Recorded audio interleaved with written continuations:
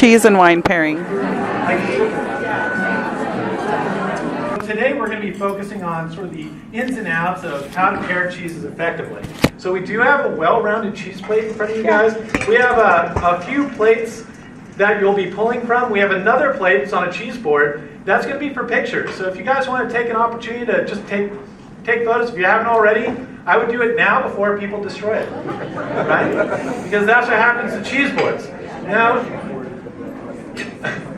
for us, one of the tricks that we saw in Europe done so well was how do you make a cheese board that's not destroyed by the end of the party, right? So there are a couple of tips that we can give right off the bat.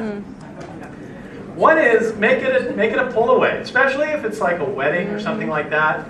You know, the idea of everyone cutting the cheese evenly, sharing the rind evenly, right? In France, we think, you know, fraternité, égalité, we're sharing things. The camembert is cut like a pizza slice. For what reason? So we could share the rind. Okay, but at parties, we see people, you know, like digging into the thing. Who here has seen somebody digging into a camembert? I'm sorry. Yeah, that's more hands than I expected. All right, so we're gonna start off with the very first pairing, which is gonna be with the sparkling one. Blue cheese and stuff. So let's taste. We're gonna start with the brie, and you'll notice that we studded it with some apricots, dried apricots. Reason we did that was because anyone guess? Good. Presentation was nice. What was that? Sorry. Yeah, they taste well together. It's a natural pairing. It was also so that we can make sure that the brie doesn't stick together. It also makes so people cut it. People cut it in smaller chunks so it doesn't look terrible after the second or third cut, right? So there are little tricks like this where you can prep your cheese. It's like, I can't take my picture now. Why is he walking through the crowd? We wanted to present the cheese in a way that encourages people to cut the cheese in the way it should. Right? And that's actually the same format you can cut a lot of the harder, larger cheeses like Comté, which we're going to get to in a little bit. Mike, you want to talk a little bit about brie as a cheese? Yeah. For me,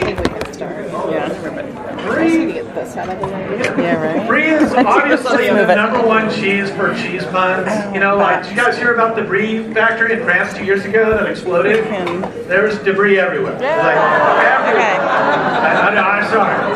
I know, but Charlie's a dad now, so we can make dad jokes. So maybe we can all. But in all honesty, brie is one of the hardest cheeses to make. So I don't know if you've seen the size of it, but on your board you have about a tenth of a brie. Yeah. So a brie is about this big, right? And it's really thin. It's almost just as much mold as it is cheese. Right? And yeah, and what makes it separate, so it's actually a very similar recipe to camembert, but what makes it different is that it has so much surface area for its volume. And this kind of cheese ripens from the outside in. So it's amazing that this thing isn't just falling apart like a big pizza pie. The fact that you can get it uniformly aged over 6 to 8 weeks is a real testament to precision in French cheesemaking. It means that the curd had to be cut exactly the same size. It means that the whey had to be distributed evenly across the whole cheese. That way we just it's a miracle, and it takes only about 0.12 seconds for someone at a party to eat it. So it's a real crowd pleaser. We often think, oh, brie. I know brie. It's a jumping off point to enjoying other cheeses. And that's why we put it at the very front of this pairing. It also pairs really well with bubbles. And Charlie, do you want to talk a little bit about why that pairing works? Yeah, so a brie is very rich, and that's because it has a high butterfat content. It's very rich, and so we need something to cut through that, because if you eat too much brie at one time without something to complement it, you can feel a little overwhelmed. So it happens that bubbles in a sparkling wine or champagne the carbonation cuts right through that butterfat and helps give a more balanced experience when you're eating it. So what we like to do when we pair wine and cheese, we like to taste the wine first. That's good. Okay. Calibrate your palate. And what we're actually doing is we're anchoring this pairing in the wine. Now, some people actually prefer that in the cheese first. That's totally fine. So we take a little sip. You can swirl it, smell it, You guys are wine bloggers, so I don't need to talk about that. But take a sip, calibrate, then take some of the cheese. And I actually like to take a little sip afterwards and meld the two together.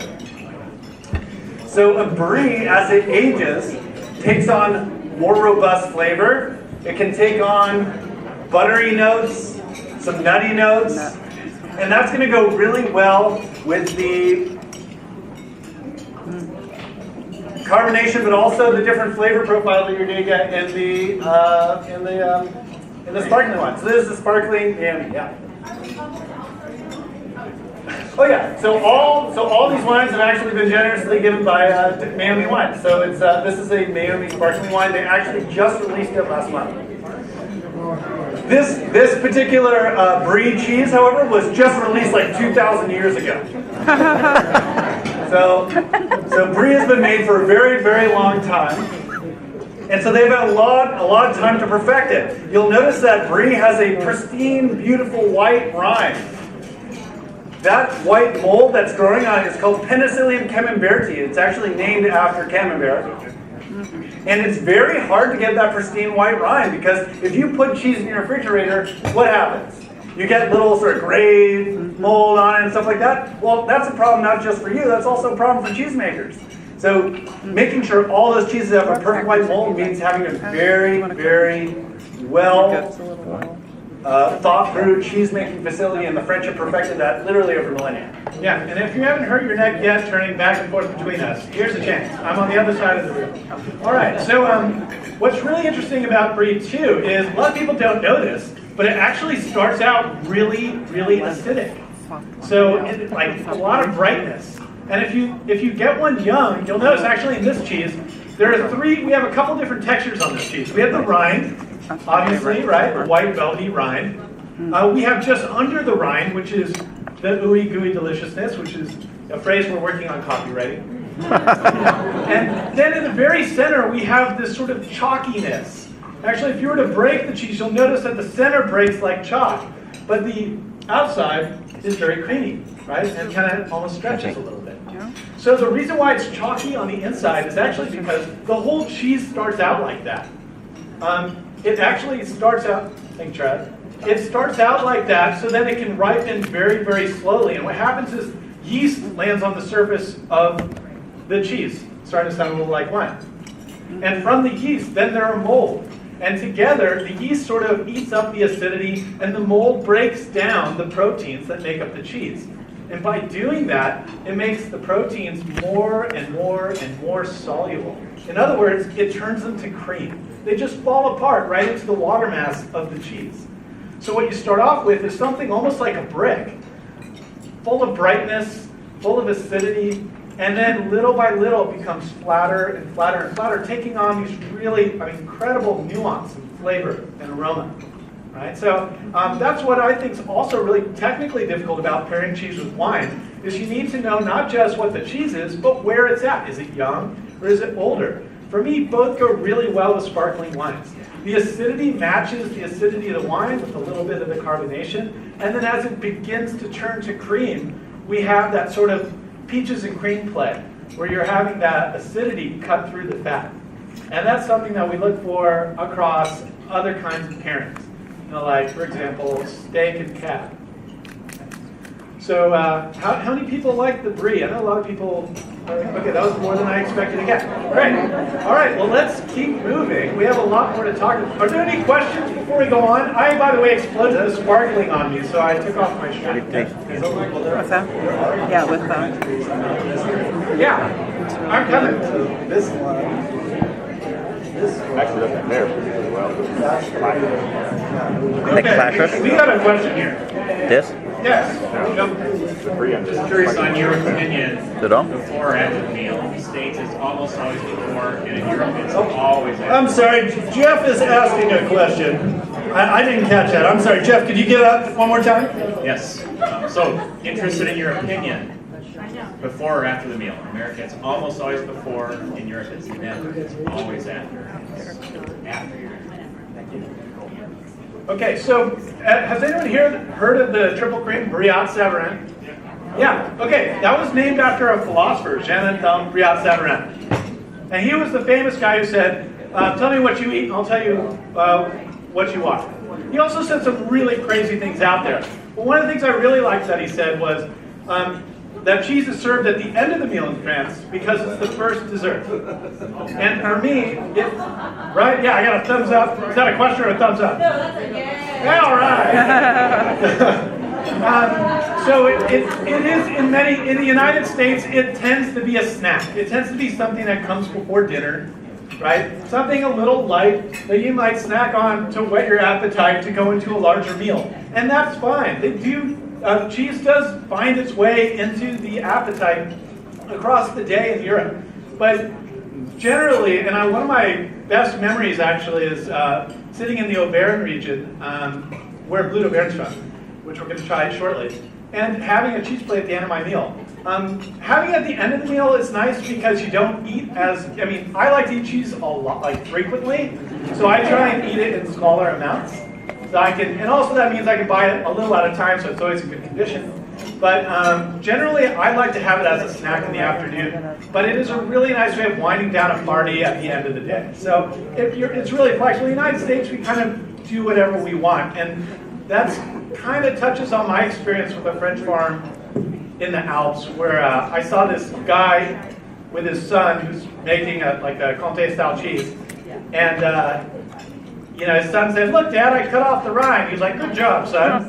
And I was thinking, that's so funny, because with my dad, we go to the cheese shop, and we have no idea if we're supposed to eat the rind. Right? So it's just because these guys eat Comté every day, they know. But for us in America, we eat it. If we like it, we go with it. If we don't eat it again. Yeah, and I'm of the school that, there are three types of people in this world: those who follow the rules, those who break the rules, those who make the rules. So you can do whatever you want. This is America. We can eat it before, we can eat it later. I personally don't subscribe to any personal rule about it, but it is nice at the end of the meal. It's nice before a meal. And if you like this pairing, by the way, and you're posting anything, please consider posting with the hashtag #MakeItMagnifique.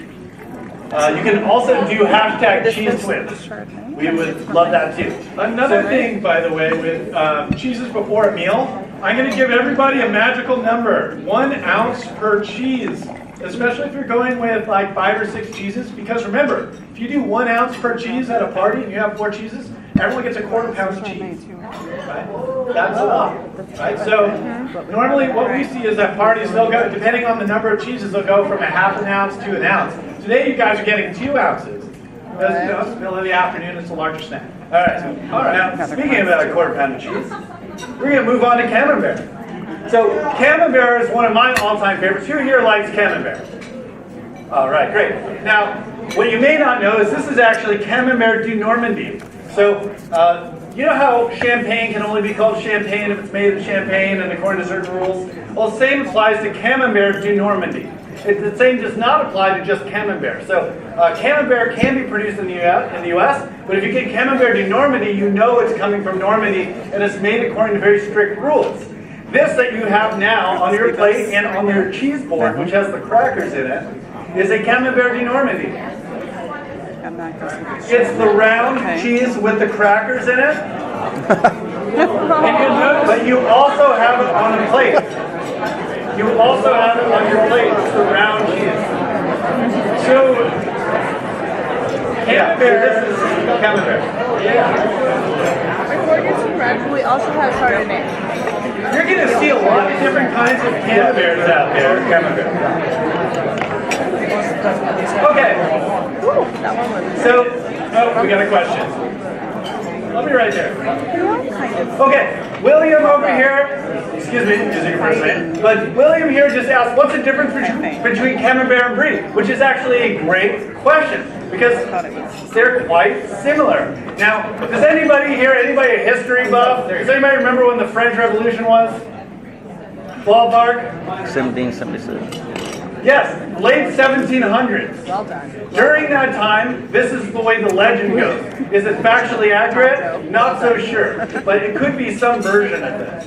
So apparently during, in the years after the French Revolution, they were persecuting clergymen. A priest who was from the area where they made brie escaped to Normandy, was living in hiding, met this woman named Marie Harel, taught her how to make his cheese, which actually became camembert. And so the idea, whether that's actually accurate or not, the idea here is that camembert is very much structured around the recipe for brie.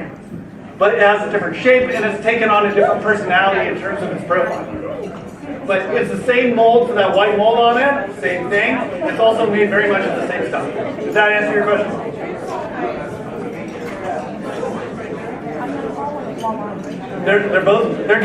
They may have different percentages of butter fat and, because of their surface area to volume ratio, it's going to ripen differently. Yeah, so a brie, like Michael pointed out earlier, a brie is like this big, right? It's really big. So it's a really high surface area to volume ratio. So there's going to be a lot of activity as far as the microbes on the rind eating the proteins and breaking it down. A camembert, by comparison, is much smaller. And so it's going to ripen at a different rate and in a different way. It's made in a different place, so it has a different terroir, which is a phrase that we often use with wine. We also use it with cheese. And also, what a lot of people don't realize is just as wine has a vintage that's every year, cheese has a vintage of every day. Because it's made with different milk, that has different milk composition based on what the cows are eating. It's different because of how the cheesemaker made it, the season, all kinds of stuff. So you get a lot of variation even within a single style of cheese. Did you have a question? Okay. All right, so camembert is famous for a number of things. It's famous for its cheese, right? It's famous for its cheese, it's camembert specifically, but also has several others. It's famous for its apple orchards and its ciders, its calvados. And so camembert actually happens, like the classic pairing is camembert with apple, or camembert with cider. What we paired it with here is a Chardonnay, a Miami Chardonnay that actually has lots of apple notes. Also has a little stone fruit, a little vanilla coming from a little bit of oak. It's a full-bodied Chardonnay, so it's going to stand up to the very full-bodied flavors of the camembert. You can't have a light-bodied wine with a camembert. It'll get overpowered. So you want to match intensity. And so we actually get a kind of classic pairing here between what evokes the apple orchards of Normandy, coming from the Chardonnay, with the camembert, which can actually really swing in two directions. On the one hand, it pairs very well with crisp pear, crisp apple, stone fruit. It would be great. You see in France, if you go to cheese shops, they'll sometimes slice the camembert in half and put in like dried apricots or preserves and then close it back up. Goes great together. But another great aspect of camembert is its mushroomy notes. Umami, right? Love those. So sometimes they'll actually cook porcini, known as cep in France, in butter, and then they'll cut open the camembert and close it up with it inside. So so you can really swing in different directions with this. It's going to go great with that wine. I have a question over here. You guys still waiting on the cheese? Yeah, that's a good idea. There you go. Now, go to cheese. So I have a great question. I'm sorry. That's a great question about walking through the process of making cheese. I think we'll circle back to that at the end if we have time for Q&A. But that's a great question. We're happy to talk to you afterwards. So if you want to meet with us afterwards, take pictures for posting or talk about cheese, please come up to us afterwards. Thank you for sending that. Just posted something. I think it's Okay. I think it's all the same. How's the cheese going so far? How's that camembert? Yeah. So a lot of people, I'm going to go to the front here. A lot of people think that camembert is just a really rich, mild cheese. Thank you. Yeah, I know, of course. We're Charlie and I aren't going to kiss, if that's what that's about. But so a lot of people think that camembert is just a rich, creamy cheese, right? And that this cheese, yes, it's rich, yes, it's creamy, but there's a tremendous amount of umami notes in it. And I know Charlie was touching on that, but somebody asked about how to make cheese, or what the cheese-making process is like. So earlier I mentioned how the cheese begins almost like a white, brittle brick. Like it's almost, you could break it like chalk. That's how Camembert de Normandy starts.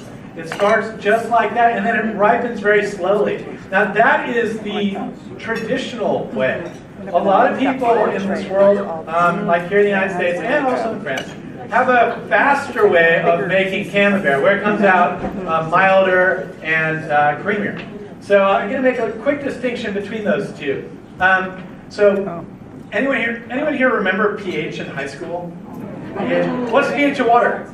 7, right. Okay, so anything above that is considered basic or alkaline. Anything below that is acidic, right? So perfect. So most cheese fits somewhere between, let's say, 4.5 and 5.5. Okay, that's kind of the range. So like fresh, like fromage blanc, the brittle cheese I was talking about, where it's like a brick, that falls right around 4.5. Okay, and the reason why it's like a brick and brittle and chalky and yet moist at the same time is because what happens when you develop that acidity is you actually lose what holds the cheese together. You lose the calcium, right? It's a part of the cheese making process.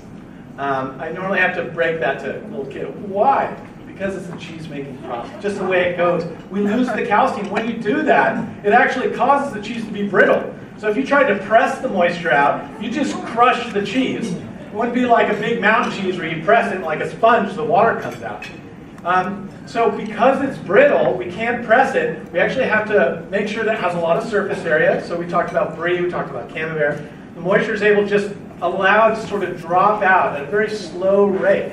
It also has trouble retaining moisture when it's brittle like that. So it actually dries out very quickly with any kind of air current. So the traditional way of making camembert de Normandy and brie is that you bring down the acidity way up so you can have that brittleness and they can ripen very slowly. Today, a lot of people make camembert where they start at like 5.2. So much higher pH. And that's because right around 5.2, that's where cheese is elastic. It's where it still holds onto its calcium. So it creates the illusion of it being creamy. So if you ever buy a camembert, you can like stretch it out like this or turn it around. A lot of times that's just because they brought it down, but not so low as to produce a slow ripening and a very interesting complex flavor profile. They did it so they could get rich, creamy, and sell it to more people more quickly. And it's still delicious. It's still a great cheese to introduce at a party. But you guys are trying the real stuff tonight. So if you're wondering like, oh, where can I get this? Just remember camembert de Normandy. So we're going to move on because we do have 2 more cheeses. And I'm getting a look from my brother. Which, a lot of people think, like when you get married, you have a life partner. Well, being a twin is like, if I'm wearing an ugly sweater, he'll let me know it. So the next cheese that we're going to talk about is another favorite of ours. They're adorable. It's called Comté. So it looks like Comté, like straight out of Compton Comté. It's actually Comté. So Comté. And it comes from French Comté, which is out towards the Swiss border on the eastern side of France. It's a large format cheese. So very big. It weighs between like 8,500 pounds. Per wheel, lower, but it feels that way, Charlie. So Charlie and I actually managed an underground cheese aging facility in France for a year. Covert operation. It was underground, and we were managing something like 60 tons of cheese at a time.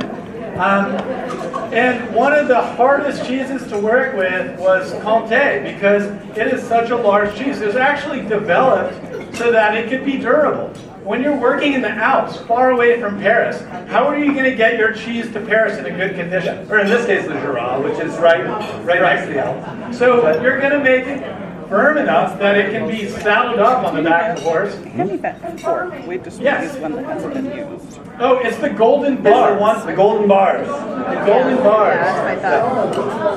So if you're in the Jura Mountains in the east of France, and you make something like a camembert, and you want to get to market with that in Paris, and it's going to take a week, is that camembert with no refrigeration? What are the odds that camembert is going to survive? This one right here. No, it's going to turn into goo, right? So they, working in the mountains, had to make use of the milk in the best way that they could. Oh, yeah. It had to be durable. It had to last a long time. Pass it that way. All right, so another part of Comté also, they've been making this for 1,000 years. So that's well before the advent of refrigeration, right? So how are you going to make sure that when you're milking your cows on really rich grass in summertime, how are you going to carry that over into the fall and winter where you don't have access to produce? Right? And you're going to do that by making a cheese that you can age. Right? So one of the really neat things about Gruyere, so like there are a lot of other hard Alpine cheeses out there. So what makes Comté worth pursuing? And for me, it's the amount of humidity they're actually able to keep into this cheese. So if you still have a bar, if you haven't, God bless you, that's a good appetite. You can go ahead and bend it with your fingers. You can actually see the elasticity. So earlier I mentioned, like brittle, brick-like. This is where the pH is much higher, 5.2. That's something to keep in the back of your mind when you're pairing with wine. If something's elastic, you know right away that it's not going to have this biting acidity. It's going to be mellow, and that can factor into your pairing. All right. So there's a lot you can find out about cheese just by looking and touching it. I'll get your question in a sec. What I'd like to do next is, if you haven't taken public transit, go ahead and pinch the cheese. And I want you to actually crush it in your hand. And I want you to crush it in your palm. Okay? I know, it's like, oh, I wish I was your hand. But if you work this cheese in your palm, you'll notice it goes from a dry, hard cheese to something that has the texture of butter on a hot day left out on a counter. And that is what we're looking for with this cheese. So you can actually reform it into a log, make it into a swan. Actually, people who age Comté, you can make it. I wouldn't do it. People like in Parisian He saw me laughing at everybody when he leaves. They want to buy the Comté wheel of their dreams. They'll actually go out, they'll pinch the cheese, they'll work it in their hand to warm it up because they're standing in a really cold cave. And or also known as my former office. And they'll work it in their hands. And actually, you'll see across Comté, you'll see some that come out like butter, others that come out like sort of like wet, like flour. If anyone here has ever made pizza dough from scratch or bread. So you'll see a variety of textures. And this is one of the many ways for hundreds of years people in Comté have been trying to get some intel on the cheese. So they'll do this actually about 3 months, 4 months, 6 months in, and decide whether or not they're going to buy it, age it at home, and then sell it at their cheese shop. Right? This is one of the ancient ways of gauging values. Try. Could you? Yeah, Will. Do you have questions? Right. Those are my struggles too. Yeah. When am I taking it to the shop to sell? Yeah, Will asked a great question about is there some sort of magic step during the cheese making process that has the most effect on the outcome of what cheese you get. And the real tough answer, and I'm going to invite you to come with Thaddeus afterwards and talk to us about cheese making. But everything affects the outcome. Everything from pressing the cheese to salting it to how you cut the curds, what size, how much whey do you leave in that. I mean, it can be all kinds of things that influence it. So really, cheesemakers are not so much making cheese as sort of creating controlled pressures. Like they're removing moisture at this rate, or they're just sort of. It's almost like, when you have like water that's spilled and is going down the beach towards the ocean, and so you can sort of make a channel. They're kind of just making a channel as milk is making its way and ripening into cheese to go in whatever direction they want. Because ultimately, all the cheese in the world, there's like thousands, they're all made from milk, salt, enzymes, spirit, all the same ingredients. So yeah, everything affects it. Yeah, and if you go to Comté actually and you speak to the folks making the milk, who give the milk to the cheesemaker, who makes the cheese, who gives it to the affineur, the person who ages the cheese, they'll all say, I make Comté, because I make the milk that becomes the cheese. I make the cheese that gets aged into the finished product. And every stage affects the resulting cheese. So the affineurs, the ones who are aging the cheese, would invite the people who are growing the grains for the cows, the people who are tending the cows, the people who are making the cheese in the vats. They'll come and try the cheese because they participated in making that cheese. They're all cheesemakers. And Charlie was right. There are so many places this can go wrong. So everyone has a buy-in. And the product too that comes out, they grade it out of 20 points. But look at how many flavor how many flavors that we find in Comté. We find 83 descriptors. Actually, if you go online and jump on the Comté website, you'll find their tasting wheel. There's a huge variety, and that's why when you're pairing Comté with wine, a lot of times you want to be aware of what Comté you're using. So go to the cheese shop, maybe talk to the cheesemonger if you have a cheese shop nearby, or buy a piece first, taste it, and then think about what you're going to pair it with. The good news is it's really runs down the middle. It's not really acidic, but it does have a little acidity. It's not too dry, it's not too moist. So it actually is a really wine-friendly cheese. We actually have a friend who's a GM for a cheese shop at a market hall in California, and she told me years and years ago when we were first getting into cheese, we were talking about cheese and wine. She said, if you don't know what cheese to pair with the wine, just get Comté. It's gonna work. Don't worry. That's her secret sort of ace in the that she uses. So it's a very adaptable cheese for pairing. We have a question. The idea of summer cheeses, like dry hay-like grass and all that, is that a thing? Because I hear that as a stricter, I'm just curious if that comes into play in all regions or certain types of cheeses?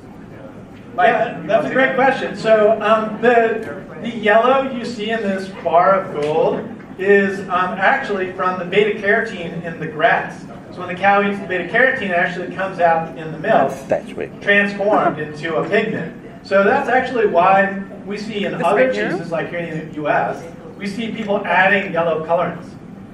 So they can imitate the richness that you find in pasture-raised cow milk. And so Comté, alpine grasses are extremely rich. In the wintertime, when there is no grass available, they'll feed them dry hay from the barn. Second harvest is the best. Just going to put that out there. It's really soft. Cows love it. And but it's low in beta carotene. So you'll notice that the winter cheeses will have less of a golden hue than summer cheeses. So summer cheeses generally are going to be aged. When we find them here in the U.S., they generally have, I think it's more than 6 months they have to have, but normally we see them 10 months, 1 year or more. And so if you're eating in the summertime, you're likely having a summer cheese. It's very hard to locate the exact cause for what flavors that you're tasting. Like, oh, it tastes like hay. They stumbled into a dry hay patch and ate that, and that affected. Because, like we said, every step there are so many variables that are impacting the final outcome. And we've been they have a really nice system in France in many of the areas that we work in, where they'll have many people making cheese, and then they'll be consolidating the cheese at one place where they age them all. And so I remember going and driving around visiting all these cheesemakers and going to where we were aging it. I was trying all the different cheeses from all the different cheesemakers, and every one of them tasted different, but they were the same cheese. So it's like tasting a whole bunch of Comté. They're produced by all these different people in these different areas that are maybe a mile away from each other, and they taste different. Why? Could be because of where they're grazing. Could be because of the style of the cheesemaker. Could be a whole bunch of factors. So very hard to determine what causes this terroir. And that's why I think terroir is such a broad term. It's like, oh, there's something going on. We're not sure how. Yeah. Did you mention that wine has a vintage once every year? Yeah. See, he doesn't listen. I was saying that when we first met. Every day. We did repeat ourselves. So we had a question over here about can you speak to things that grow together, go well together? So for example, in the Jura, they're terrific white wines, and they pair for the most part very well with Comté. And we're actually, we pass by Camembert, but in Normandy, you see apples. And so, I talked about that too. So, like does work. It's certainly not limited to that, and I have been to places where I might not eat that cheese with the other products grown there. I don't think people in Castroville, California are bound to just eat garlic with everything. So, You're thinking, not Gabbiota, but Gilroy. Castroville is artichokes. Artichokes. people think it's strawberries, but it's not. Okay. All right, well, why don't we move on? Yeah. Move on. Okay. This is also your fondue cheese. Has anyone here made a fondue? Okay, great. Wow. Again, that's a lot. We have some recipes of our own. I know on the app there are a ton of recipes for each one of these cheeses. So if you're looking for some insight into what to cook next, check it out. So I believe the next cheese is going to be one of my favorite in France. And I know Charlie hasn't talked about it yet. So, Bleu d'Auvergne. Yeah. And we're going to be pairing it with the Miami Pinot Noir. Yes, which is kind of an unusual pairing because generally we like to pair blue cheese with with the sweet wine. So blue cheese loves sugar, and that's why we see it oftentimes paired with late harvest wine, sweet wine. Actually, we're going to let everybody just pour and share, and then we'll pick up once everybody gets a glass. And personally, I recommend having this with a bite of arugula. We actually added a little arugula on here. Okay, we need the arugula. And already gave me one piece of arugula. strongly recommended. Adds a little bit of spice, herbaceous bitterness. Actually pairs quite nicely. It's the bridge for this pairing. Yes, okay.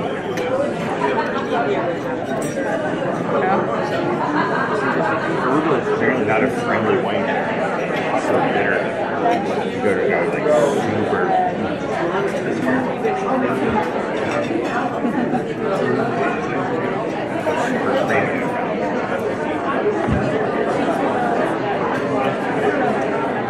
All right. What is that guy? I have no idea. Looks like everybody's got a glass. All right, I like the clinking. That's great. Great.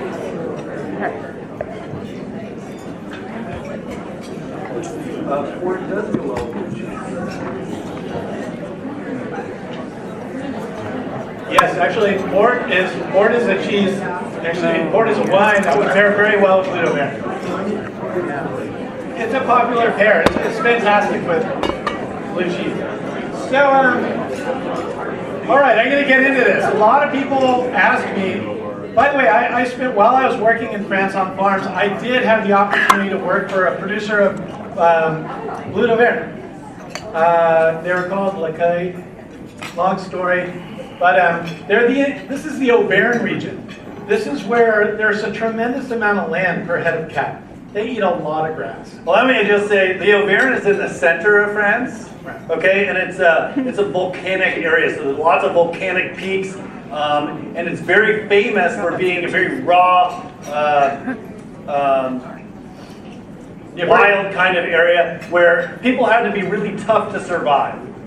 Right, thank you, Charlie. Actually, Charlie and I took a road trip there while we were working in the tunnel. We took a road trip out to Solaires, where we actually had this very tiny car. For us, it was almost like getting in a clown car, actually.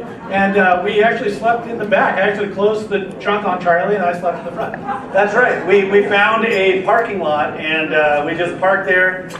We didn't have enough money to go stay somewhere, but we really wanted to experience the Auvergne and where Bleu d'Auvergne is from, and so I did sleep in the back of the hatchback. And Michael slept over the e-brake on the front seats. But we did it so we could eat a lot of cheese and have a great dinner, and it was amazing. So we really recommend going to the Auvergne and buy a hotel room. It's really worth it. So I'd like to touch on why this cheese is so special. It is hard to make a good blue cheese. It's hard to make a good blue cheese consistently. And the French nailed it with Bleu d'Auvergne. Has anyone here heard of Fourme d'Albert? Okay, so that's like the sister cheese. They're actually really close in recipe.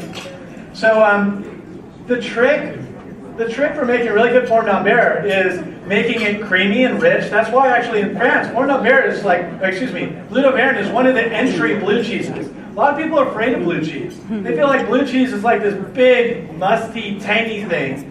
that can only pair with like cats, right, or Syrahs. And it's not the case. Actually, for me, it might look big and burly, but it is a dancer. It likes to have fun. It is a dessert cheese through and through for me, and that's why it really likes sugar. On the other hand, I like putting it on steaks. What does it taste like? So it speaks to the very versatile nature of blue cheese. And I like to think of blue Cattle Baron as a ranch? gateway blue cheese. Because it's not overpowering, it's very versatile. So the trick for getting blue mold in the blue cheese is actually, it's amazing that I the said French pea. were able to Cat come pea up or with something. this. So blue only grows where there's a little hole to grow.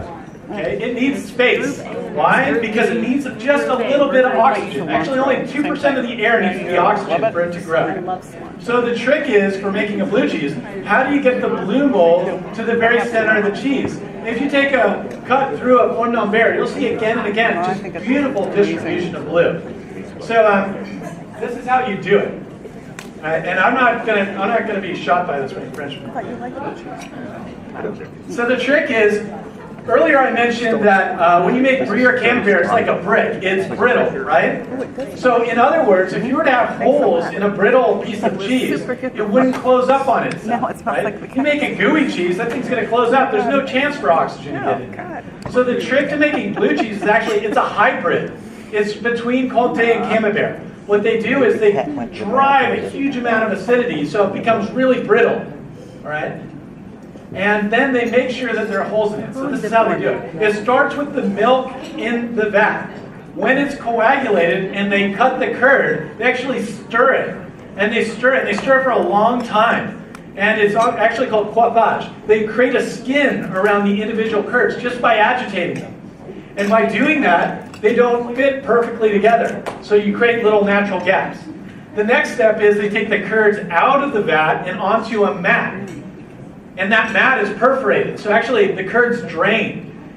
And so when they pre-drain it, when they drain it before they put it in a mold, it actually falls into the mold like wet popcorn. You can probably imagine that in your head. French people, I'm sorry, French popcorn. Wet popcorn. No, it's wet popcorn. It's perfect for making blue cheese because it doesn't fit perfectly onto one another. So there again, you have the holes, right? So next step is to drive the acidity. Now that you have the opportunity to make holes in the paste, we want the acidity to skyrocket so we can have it brittle. I left something out. There's one other thing they did with the milk. They add, a lot of times, just naturally, yeast finds its way into the milk. And what does yeast do in bread? Makes it right. It rises, but have you ever cut a baguette or cut a loaf of bread? It's all blown out, right? So that's another trick that's used in France, to open the paste from the inside, using yeast to blow holes within the paste, right? So already we have 3 ways of opening it up. Now in the first 2 weeks, something happens called, well, we call it piercing. You know, there are other ways of naming it. I'll get to that later after a few more glasses, because it's shaking. But basically, you're taking sort of like an ice pick, let's say that, or a needle, and you're piercing the cheese, right? Over and over again. What you're doing is you're actually creating canals that reach all the little natural openings and openings from the yeast, so that air can move through it. So the last step is to age it in a room that's really aerated. So you're constantly bringing in fresh air. And that fresh air brings in the oxygen. Oxygen moves through the holes and populates it with blue. So have you seen the blue veins inside of blue cheese? That's often, if you look actually on the outside, there's a little hole. And that's probably where they stabbed it with one of those spikes, so that the air could come in, and that's why the blue mold grew, because some air could get in there and it grew. And that's why they like to cut the cheese also at an angle so you don't get the piercings.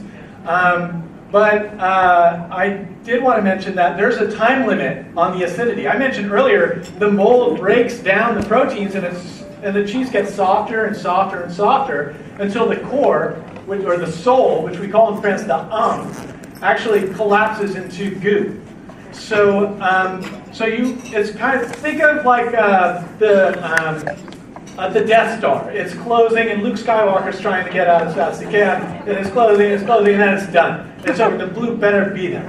All right. So there's a little metaphor for you, and that's essentially how you make a blue cheese blue. Thank you very much. All right. So Thank you, Mike. Our in-house cheesemaker expert. Right. All right, so Bleu de Verne is just one of many blue cheeses. Blue cheese is a category, and it's a mistake to think that all blue cheeses are the same. Blue Baron, it's fudgy, it has a light tang, but it's not overpowering at all. But you have everything across the spectrum, from Blue Baron at one end to Gorgonzola Dolce at the other, or something really tangy. Rockport has a lot more acidity. And so, yeah, a lot of people, if you hear people say, oh, I don't like blue, introduce them to something like Bleu d'Auvergne or Pomme d'Auvergne.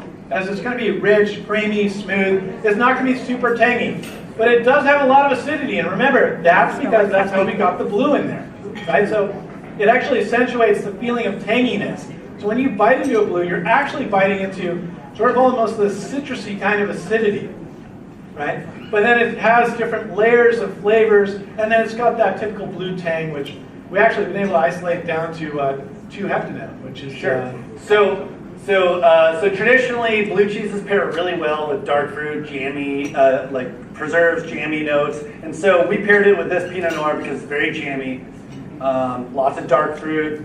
So it's a fun pairing. Some are familiar with, say, Stilton in England, which is another cheese that you'll find on the Cheeses of Europe app. And traditional pairing around Christmas time is pouring port wine over a Stilton, which is an English blue cheese.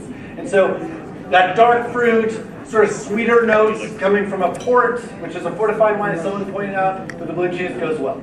Okay, so we have one more cheese for you guys. This was the surprise cheese.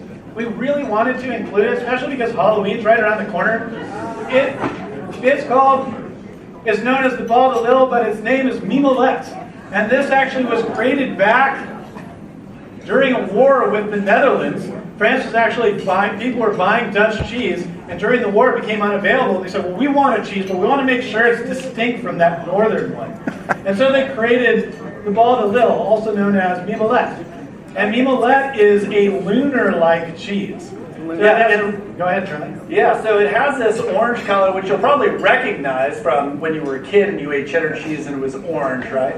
And so we talked earlier, do you remember when we talked about Comté and how these cows during the summer months are grazing on really rich mountain cheeses, and so the beta-carotene from the grasses colors the cheese yellow, and that's an indication of its richness? Well, some cheesemakers added this, some people know it as achiote, some people know it as annatto. It's a natural colorant from a seed. It gives it that bright, beautiful orange color. That was added to cheddars to give this idea that it was from these fresh milk where the cows were eating on grass. It's not unusual for French cheeses. We see it long as well. Yeah, it is unusual for French cheeses. In this case, they did it because they wanted to differentiate it from the northern style of that cheese. But that's what gives it that beautiful color. If you look at the croûte, the rind around the outside, it's super cratered. And that's why, it's actually because of another really unique thing about this cheese mites. Yeah. So, wait, you already ate it? How many people already ate it? So anytime a cheese is aged like more than 3 months, guarantee you there's cheese mites on it. Okay? That's just what happens. It's not going to kill you. It's not dangerous. Although some have reported that they can have an allergic reaction where, like, you know, they get something like their skin becomes itchy. But in order for that to happen, literally, I think you'd have to have a whole bunch of cheese mites dumped on your arm, which I actually did to Michael. We were in a cheese cave, and he went under me, and I had a board with all these heavy cheeses on it, and there was a lot of cheese mites on it, and I tilted the board back, and he got crop dusted all down his shirt with all this stuff, and so he was super itchy for a day. No, actually, I don't remember being itchy. I was actually surprised that. Yeah, I remember actually working in another cave, and they said, you know, it's just a rumor that it's itchy, that gets you itchy. And I was like, yeah. So anyway, psychological tricks on you. But anyway, so when making this cheese, they add cheese mites on the outside, and what it does is it creates that cratery surface on the outside, but it also creates channels into the interior of the cheese, which the cheesemakers believe is going to provide oxygen inside the cheese, and that affects the flavor. You get some butterscotch notes, a little bit of nuttiness. It's a delicious cheese. And part of delivering on that flavor is from the cheese mite. So, and I do want to say that when it's sold to, when it's done in processing, what they'll do is actually they'll clean it all up. They'll generally apply something to the exterior, and it's like brand new. So it's not, don't get the feeling like you're eating cheese mix or anything like that. This Mimolette had the rind removed. Yeah. So you just get all the delicious flavor. Yeah, we have a question here.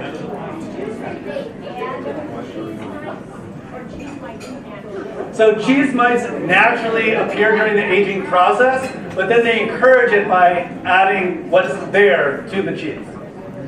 Yeah, and you can read about it by going to the Cheese of Europe website, which I'm not sure if it's on there, but you can find it by looking up Mimolette. So there's another thing that makes the cheese stand out. It actually borrows from the cheese-making technology that was available in the Netherlands. So you guys are probably all familiar with Gouda. They actually, for making this cheese, they employ a very similar practice that you see with Gouda. And this is what they do. When they have the curds in the vat, and they're stirring the curds, just like I mentioned with Glutoverne, what they do is they'll actually take away about a third of the whey. So they'll drain the whey off the curds. And they'll fill it back with hot water. So what they do there, it's amazing that they figured this out so early on. So when they add water, they actually confuse the cheese in a way. So in milk, you have lactose, right? Is anyone here like lactose intolerant? No? Okay, because bathroom is outside the room. So anyway, the way that cheese ripens in part is because of the sugar. Microbes like sugar. And so a way of getting it out of the cheese is taking out the whey and introducing water. Because what happens is inside the cheese, the lactose wants to be evenly distributed. So when it feels the whey leave and has water enter with no lactose, it says, hey, pack your bags, we're going into the water area. And what happens is you're actually pulling the lactose out of the cheese, which is typically why we find cheeses like Mimolette to be sort of on the sweeter side. And we associate it with like caramely notes. It's almost like, think of it as like 18th century candy. And that's precisely, for me, what it is. It's a really wonderful thing actually a wonderful thing to grate and make into cheese crisps. And the color's amazing, actually. I strongly recommend it for Halloween. Yeah. So if you enjoyed the Mimolette, or if you enjoyed any of these cheeses, hashtag Make It Magnifique. Be sure to check out Cheeses of Europe. And on that note, we'll take some questions. We only have a couple minutes left, but does anybody have any questions that we can answer? Yeah, good question.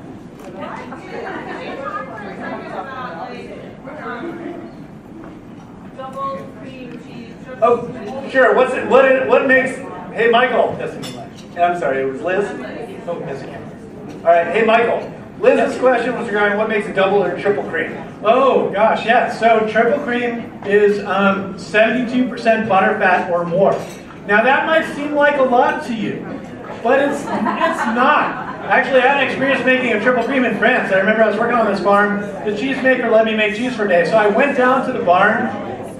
Milking area, I was able to skim the milk. So take a bunch of cream from one milking and add it to a milk where I was making cheese. By doing that, I enriched the milk, right, with the butterfat from the other batch of milk.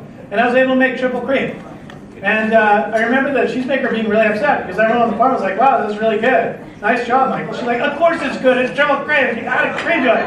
Of course. There's nothing about what he did is special. Yeah, it doesn't take nuance like making a roquefort or something like that. You know, he added cream, but hey, triple creams are great. Like, and there's more to it, but that's so 72%.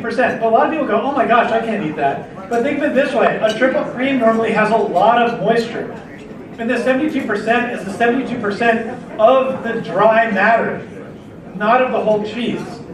And these cheeses are really high in moisture, so it's actually, if you look at the harder cheeses, you'll actually notice there where there's so much dry matter, their butterfat content even lower as a percentage actually constitutes more of the cheese. And if you didn't understand that, come talk to Michael after the talk. I have a whole, I'll break it out extensively. That is as a question, and then we'll go here, and then I think that's all we have time for because we're basically out.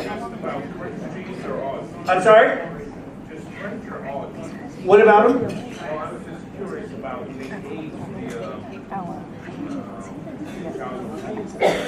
Parmesan? That's a great question. Okay. Well, we do see crystals actually in Comté too, and it's because I mentioned earlier that mold yeast bacteria, they actually all secrete something called enzymes. And these enzymes, think of them as scissors, and they're chopping away. They're enzymes that cut long chains of amino acids is what makes up a protein. So they'll snip these chains smaller and smaller and smaller, so that the smaller a chain of amino acids gets, the more soluble it is. So earlier I mentioned, basically it falls into the water mass of the cheese. It turns to cream. That's why when you bite into a hard cheese, it's still creamy. You're not breaking your teeth. It's because these proteins have been broken down by enzymes. And so these enzymes, when they break down the amino acid chains, they also break them into free amino acids. And these things can recombine into new threads where they can essentially create crystals. So they're actually recombining and creating new compounds.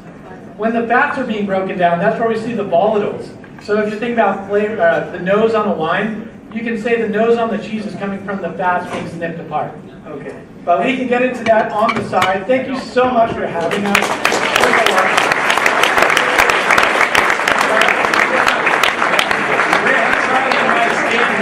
The room and take a group photo with all of you in the background. Yeah. We can seriously talk about cheese with you guys all day. And while they're doing that, let me tell you what's happening. Everybody say cheese.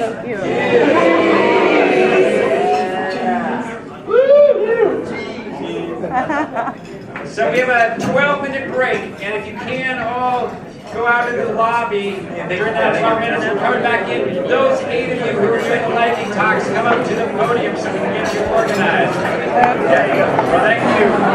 I'll take the boards up to the stairs so we don't have to deal with those. So, is it? I know. So what? So, what's next? The lightning rounds where people are talk to the test. Oh, 5 minutes. I might skip that. I'm not gonna. Then you can take the board.